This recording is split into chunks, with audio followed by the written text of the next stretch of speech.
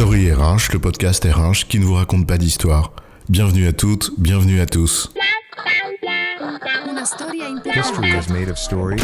Dans cet épisode, nous revenons sur le rôle de la fonction RH. Faire le bonheur des collaborateurs en prétendant satisfaire le moindre de leurs caprices. Licencier comme des mercenaires en croyant servir un actionnaire considérant les personnes comme une simple ligne de coût. Gérer l'administratif dans une démarche procédurière, le petit doigt sur la couture du pantalon. Je ne vous donne pas une copie du règlement intérieur parce que ça n'est pas prévu dans le règlement intérieur. T'es sûr que c'est ça, le rôle de la fonction RH ? C'est vrai qu'elle est un peu ballottée entre RH bashing, préjugés et fantasmes. Et au fond, on ne sait plus vraiment où donner de la tête. Certains la voudraient stratégique, d'autres la souhaitent augmenter, à base d'IA et de bots en tout genre. Bref, difficile de savoir vraiment ce qu'il en est dans cette cacophonie. Alors il est peut-être temps de se poser la question. Mais au fait, c'est quoi le rôle de la fonction RH ? C'est quoi l'histoire ? Si nous devions l'énoncer simplement, la mission de la fonction RH se résume ainsi. Faire en sorte que l'entreprise dispose des moyens humains pour réaliser la mission de l'entreprise dans la durée. Bon voilà, merci Patrick, c'était un excellent podcast. À bientôt pour le prochain épisode. Ah bah non, tu vas pas te débarrasser de moi aussi facilement, chef, on va détailler ce que ça signifie. En fait, c'est assez simple à comprendre. Il y a 3 contributions de la fonction RH au regard de cette mission. 1. Elle alimente en amont la réflexion prospective, qui conduit à définir la stratégie de l'entreprise. 2. Elle crée un terreau culturel favorable à la réalisation de cette stratégie. Et enfin 3. Elle décline concrètement cette stratégie au travers de politiques et de processus RH pour la rendre possible. Zoomons d'abord sur le premier rôle de la fonction RH. Affirmer que la fonction RH est stratégique ne veut pas dire grand-chose en tant que telle. En revanche, bien sûr, la fonction RH contribue à la stratégie de l'entreprise, en jouant notamment son rôle de conseil, impliqué au cœur de l'activité. Et pour ce faire, elle doit contribuer à la réflexion prospective menée en amont de la définition de la stratégie de l'entreprise, c'est-à-dire s'intéresser aux évolutions du monde et de son environnement, et les traduire en scénarios possibles ou probables, afin de se préparer au mieux à ce qui pourrait advenir. Les nouvelles technologies, le digital, l'IA, l'automatisation, mais aussi les crises, qu'elles soient sanitaires, écologiques, économiques, sociales, etc. Bref, toutes les grandes évolutions sociétales sont autant de facteurs que la fonction RH doit prendre en compte, tant ils impactent notre manière de voir le monde, nos modes de fonctionnement, nos attentes aussi en tant que consommateurs et salariés, et donc naturellement la manière dont on exercera les métiers et les compétences dont on aura besoin en entreprise. Finalement, il s'agit ici de se questionner sur les évolutions du monde, de l'entreprise, de son business, et leurs impacts sur les emplois et les compétences, pour lui permettre de s'y adapter au mieux. Et de délivrer sa stratégie. Finalement, on parle entre autres ici de GPEC, Gestion prévisionnelle des emplois et des compétences, ou de Workforce Planning.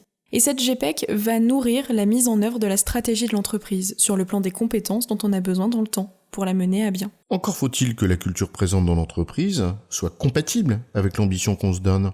Et si ça n'est pas le cas, il faut s'interroger sur ce qu'on veut faire. Maintenir son ambition et faire évoluer la culture pour qu'elle soit un atout, ce qui est très long par nature. Ou alors au contraire, amender son ambition, en infléchir certains aspects, si on estime que la culture et les valeurs ne doivent pas changer. La fonction RH a là, en quelque sorte, un rôle d'alerte, de garde-fou ou de gardien du temple.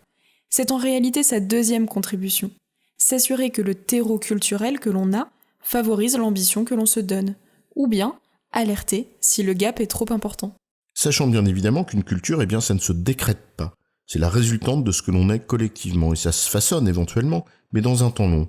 Et dans ce cas, la responsabilité de la faire évoluer peut pas reposer uniquement sur la seule direction des ressources humaines, mais incombe à l'ensemble de l'entreprise. Mais c'est un autre sujet. Bon, c'est bien beau tout ça, la stratégie, la culture, mais à un moment, il faut que tout ça, ça se traduise dans les faits, non ? Oui, je sais, on veut du concret.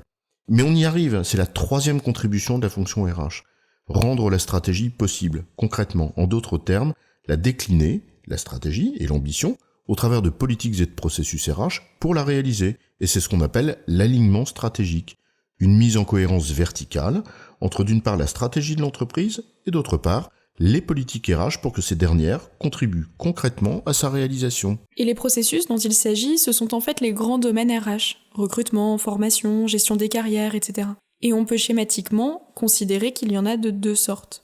Ceux qui relèvent de la gestion du cycle de vie du salarié et ceux qui sont transverses à tous les domaines RH et qui viennent soutenir toutes ces politiques, C'est par exemple le cas du SIRH, de la marque employeur, des relations sociales, etc. Et c'est ce qui constitue ce qu'on va appeler le socle de la fonction RH, ses missions de base, qu'il convient d'ailleurs de ne pas négliger et s'assurer d'avoir les bonnes compétences motivées aux bons endroits de l'organisation pour permettre de soutenir le business. Et ça va évidemment de la définition de la politique à la déclinaison la plus opérationnelle qui soit, le day-to-day, en l'occurrence la dimension administrative ou logistique de la fonction.